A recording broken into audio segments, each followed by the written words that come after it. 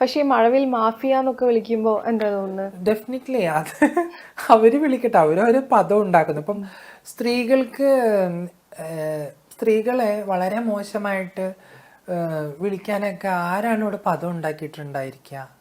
ഇവിടുത്തെ ഈ സമൂഹം തന്നെയാണ് അല്ലേ? ട്രാൻസ് വ്യക്തികളെയും വിളിക്കാനായിട്ട് പദം ഉണ്ടാക്കിയത് ആരാ? ഇവിടുത്തെ ആളുകൾ തന്നെയാണ്.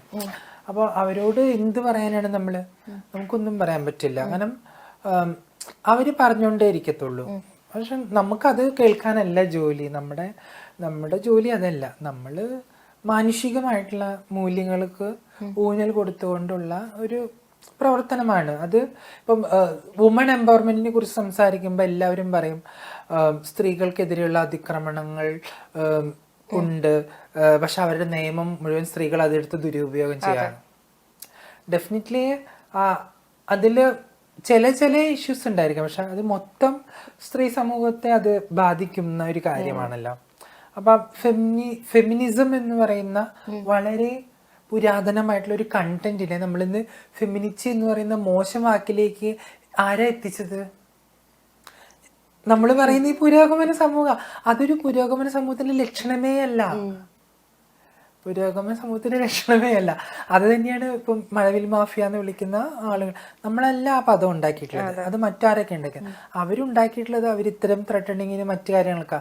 അത് നമ്മൾ ഗവനിക്കുന്നേ ഇല്ല. നമ്മൾ ജീവിച്ചിരിക്കുന്നുണ്ട്. അത് തന്നെയാണ് റിയാലിറ്റി. ആ റിയാലിറ്റിയിൽ നിന്നുകൊണ്ട് നമുക്ക് എന്താ പറയാനാ? അത്രേ എനിക്കും പറയാൻ പറ്റുള്ളൂ. കാരണം ഓരോ ആശയങ്ങളും ഈ സമൂഹത്തില് മുൻപോട്ട് വരുന്നതും അതിന് സ്പ്രെഡ് ചെയ്യുന്നതും ഓരോ കാലഘട്ടത്തിനനുസരിച്ച് തന്നെയാണ് അല്ലേ? ഇപ്പം വളരെ സ്വാഭാവികമായിട്ടുള്ള എന്താ പറയാ, വളരെ സ്വാഭാവികമായിട്ടുള്ള ഒരു പുരോഗമന രാഷ്ട്രീയ ആശയങ്ങളിൽ നിന്നും എങ്ങനെയാണ് സവർണ ഹിന്ദു രാഷ്ട്രീയത്തെ നമ്മൾ ഉയർത്തിപ്പിടിക്കാനായിട്ട് അപ്രോച്ചബിൾ ആയിട്ട് മാറാൻ ശ്രമിക്കുന്നത്, അതിനു വേണ്ടി ഈ സമൂഹത്തിലെ ഒത്തിരി ആളുകൾ അതിനുവേണ്ടി പ്രയത്നിക്കുന്നത്, അത് അപകടത്തിലേക്കാണ് പോകുന്നത് എന്നുള്ളത് പലർക്കും മനസ്സിലാവുന്നില്ല. പക്ഷെ ആ അപകടത്തെ തിരിച്ചറിഞ്ഞതിന് പ്രതിരോധിക്കുന്നവരുണ്ട്. ആ പ്രതിരോധിക്കുന്നവരുടെ കൂട്ടത്തിലുള്ള ഒരാൾ കൂടിയാണ് ഞാൻ. ഈ മീറ്റു മൂവ്മെന്റ്സിനെ കുറിച്ചൊക്കെ നേരത്തെ സംസാരിച്ചല്ലോ. ഈ മീറ്റു മൂവ്മെന്റിനെ കുറിച്ച് തുറന്നു പറഞ്ഞ ഒരാളാണ് ശീതൾ ശ്യാം, ഒരു പ്രമുഖ നടനെതിരെ. അല്ല, ഞാൻ മീറ്റു മൂവ്മെന്റിന് വെച്ചാല് എൻ്റെ ഒത്തിരി സുഹൃത്തുക്കൾക്ക് ഇത് സംഭവിച്ചിട്ടുണ്ട്. ഇപ്പൊ എനിക്ക് സംഭവിച്ചെന്ന് വെച്ചാല് ഒത്തിരി കാര്യങ്ങൾ സംഭവിച്ചിട്ടുണ്ട്. പക്ഷെ ഞാൻ അങ്ങനെ കേസ് കൊടുക്കാനോ പോയിട്ടൊന്നുമില്ല.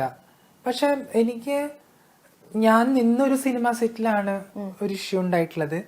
അതിനു വേണ്ടി ഞാൻ സംസാരിച്ചിട്ടുണ്ട്. അങ്ങനെ ആ നടനുള്ള മറ്റൊരു സിനിമ സെറ്റിൽ പോയപ്പം ആ നടൻ തന്നെ അവിടെ ഇരുന്ന് പറയുന്നുണ്ടായിരുന്നു, WCCയിലെ ആൾക്കാരൊക്കെ ഇവിടെ ഉണ്ട്, അതുകൊണ്ട് സംസാരിക്കുമ്പോൾ കുറച്ചും കൂടി ശ്രദ്ധിക്കണം എന്നുള്ളത് അയാള് സംസാരിച്ചു.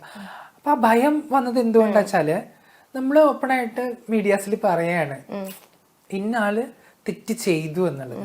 ആ ഭയം അയാൾക്ക് ഉണ്ടായി എന്നുള്ളത് തന്നെയാണ്.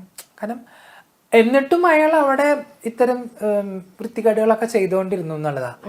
അത് പുറത്തു പറയാൻ പറ്റുന്ന സ്ത്രീകളുണ്ടായിരുന്നു, പറഞ്ഞിട്ടുള്ള സ്ത്രീകളും ഉണ്ടായിരുന്നു. ഇപ്പൊ ഞാൻ വർക്ക് ചെയ്ത സിനിമ സെറ്റിലാണ് ആ സംഭവം നടന്നത്. അതിപ്പോ അറിയാത്ത ഒരുപാട് പേരുണ്ടാവും. ശീതളിന് അത് പറയാൻ, ആ ഒരു സംഭവം പറയാൻ താല്പര്യമുണ്ടോ എന്താണ് എന്നുള്ളത്? എനിക്ക് തോന്നുന്നു ആഭാസം സിനിമയുടെ സെറ്റിലാണ് സംഭവം നടന്നത്. അപ്പൊ അതിനുശേഷം അവരതിനെയൊക്കെ സംസാരിക്കുകയും ഒക്കെ ചെയ്തു. കേസിന്റെ ഒക്കെ സംഭവങ്ങളുണ്ടായിരുന്നു. ഞാൻ മനസ്സിലാക്കിയിടത്തോളം മീറ്റു മൂവ്മെന്റ് വളരെ ഓപ്പൺ ആയിട്ടുള്ള ഒരു മൂവ്മെന്റ് ആണ്. ഈവൻ നമ്മൾ ഇപ്പോഴത്തെ സാഹചര്യം സംസാരിക്കാൻ പോലും അതിജീവിത എന്ന് പറഞ്ഞ പെൺകുട്ടിക്ക് ഇപ്പോഴും നമുക്ക് എന്ത് കൊടുക്കാൻ പറ്റിയിട്ടില്ല, ജസ്റ്റിസ് കൊടുക്കാൻ പറ്റിയിട്ടില്ല.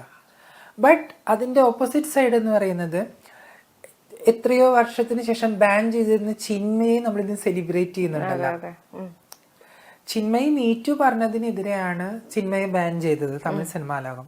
ആ ചിന്മയെ ഇന്ന് സെലിബ്രേറ്റ് ചെയ്യുന്നുണ്ടെങ്കിൽ അത് ചെറിയൊരു ചേഞ്ച് ആണെന്ന് വിശ്വസിക്കുന്ന ഒരാളാ. അന്ന് ചിന്മയി മീറ്റു മൂവ്മെന്റിന്റെ ഭാഗമായിട്ട് അത് സംസാരിച്ചിരുന്നെങ്കിൽ ചെയ്ത ആള് പുറത്തറിയില്ല. ചിന്മയ്ക്ക് ചിന്മയ്ക്ക് ഈ വർഷങ്ങൾ നഷ്ടപ്പെടില്ല.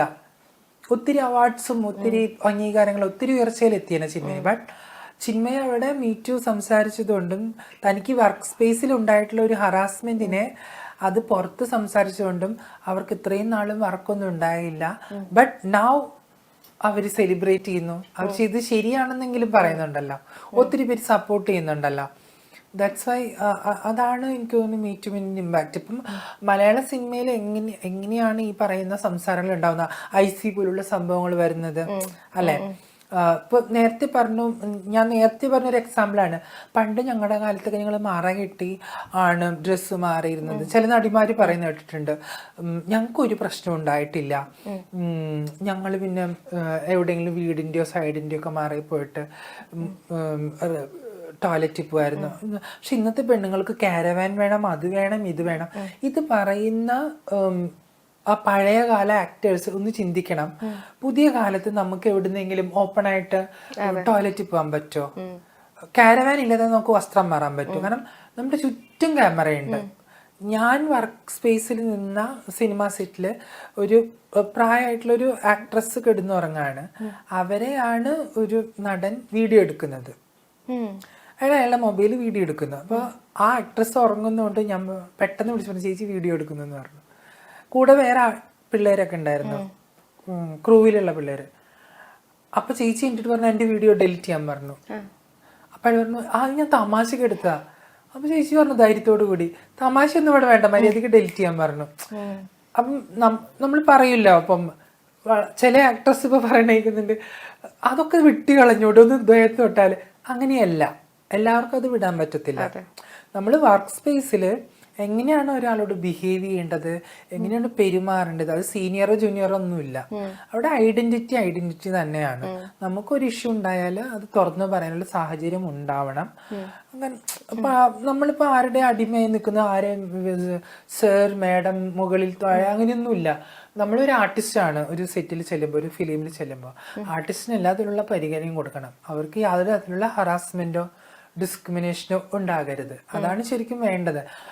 അത് തുറന്നു പറയുമ്പോ ഈ അവസരങ്ങളൊക്കെ ഇല്ലാതാവാണ് പലപ്പോഴും. ഇപ്പൊ ഈ ഹേമ കമ്മിറ്റിന്റെ വിഷയം വന്ന സമയത്ത് ഈ സർക്കാരിനെതിരെ പാർവതി തിരുവോത്ത് ഇപ്പൊ വലിയ രീതിയിലൊരു എലിഗേഷൻ പറയുന്നുണ്ട്, സർക്കാരിനെതിരെയാണ് സംസാരിക്കുന്നത്. അതിലെന്താണ്? എനിക്ക് അഭിപ്രായം പറയുന്നത് അത് പാർവതിയുടെ ഒരു അഭിപ്രായമായിരിക്കാം. പക്ഷെ ഒന്ന് പാർവതിനെ സപ്പോർട്ട് ചെയ്യുന്നുണ്ടോ അതിൽ ശീതൾ ശ്യാം? പാർവതി പറഞ്ഞ അഭിപ്രായത്തോട് സപ്പോർട്ട് ചെയ്യുന്നില്ല. ഹേമ കമ്മിറ്റി എങ്ങനെ ഉണ്ടായി എന്നുള്ളത് നമുക്കറിയാം. ഒരു വലിയൊരു ഇൻസിഡന്റിന്റെ പുറത്താണ് ഹേമ കമ്മിറ്റി ഉണ്ടായിട്ടുള്ളത്. ആ ഇൻസിഡന്റിന് ഇത്ര വർഷമായിട്ടും അത് ഞാൻ നേരത്തെ പറഞ്ഞില്ല, അതിന് പോലും ജസ്റ്റിസ് ഉണ്ടാക്കാൻ നമുക്ക് സാധിച്ചിട്ടില്ല. അതിജീവിതം എന്ന് പറഞ്ഞ പെൺകുട്ടി അന്നത് സംസാരിച്ചിരുന്നെങ്കിൽ ഇന്ന് ഹേമ കമ്മിറ്റി ഉണ്ടാവില്ല. മലയാള സിനിമാ ലോകത്ത് ഇത്തരത്തിലുള്ള ഹറാസ്മെന്റിനെ കുറിച്ച് യാതൊരു സംസാരവും ഉണ്ടാവത്തില്ല. ഇന്നും ഇത്തരത്തിലുള്ള ഡിസ്ക്രിമിനേഷൻ ഹറാസ്മെന്റ് തുടർന്നു പോയേനെ.